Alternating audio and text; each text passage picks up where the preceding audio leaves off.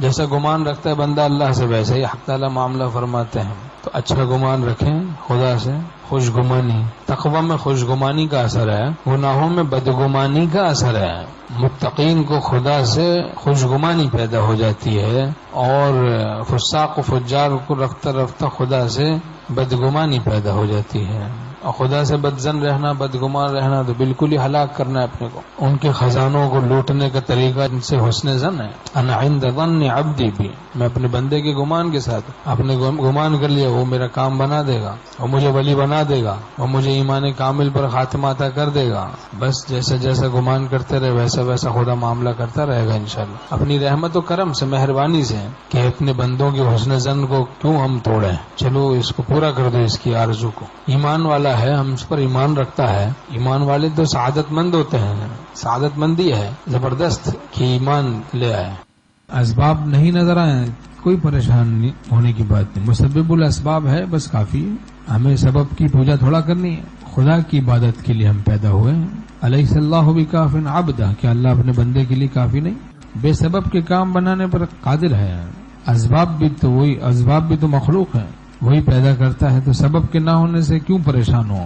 اپنے ایمان کو ہم بڑھائیں. وہ اپنے یاروں کو بے یاروں مددگار نہیں چھوڑتا، فرما برداروں پر مہربانیاں فرماتا ہے، مطیع بندوں کی دعا قبول فرماتا ہے. خدا کی ربط کے ہوتے ہوئے غیر سے ربط کتنا بڑا جرم. غیر اللہ سے رابطہ، غیر اللہ سے خوف، غیر اللہ سے امیدیں، غیر اللہ کی آؤ بھگت. ہر بے کس و مجبور کی کرتے ہو خوش آمد. ایک صاحب قدرت کو منع کیوں نہیں لیتے؟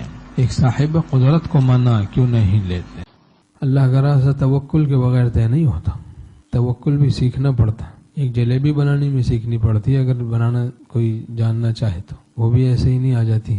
کھاتا تو رہتا آدمی لیکن بنانی نہیں آتی. کسی ماہر فن کے ہاتھ میں ہاتھ دے دے تو پھر وہ آ جاتی. ایسا معمولی کام بھی کسی استاد کے بغیر نہیں آتا. تو تعلق مع اللہ کیسے کسی ولی اللہ کی صحبت کے بغیر آئے گا؟ تو توکل، اخلاص نیت ہم کہتے تو ہیں، سبق سناتے ہیں، پڑھتے ہیں، لیکن اخلاص سیکھنا پڑتا ہے. قطب العالم مولانا رشید احمد گنگوہی رحمۃ اللہ علیہ فرماتے ہیں کہ تھوڑی دیر کا بھی اخلاص صحبت اہل اللہ کے بغیر نہیں ملتا.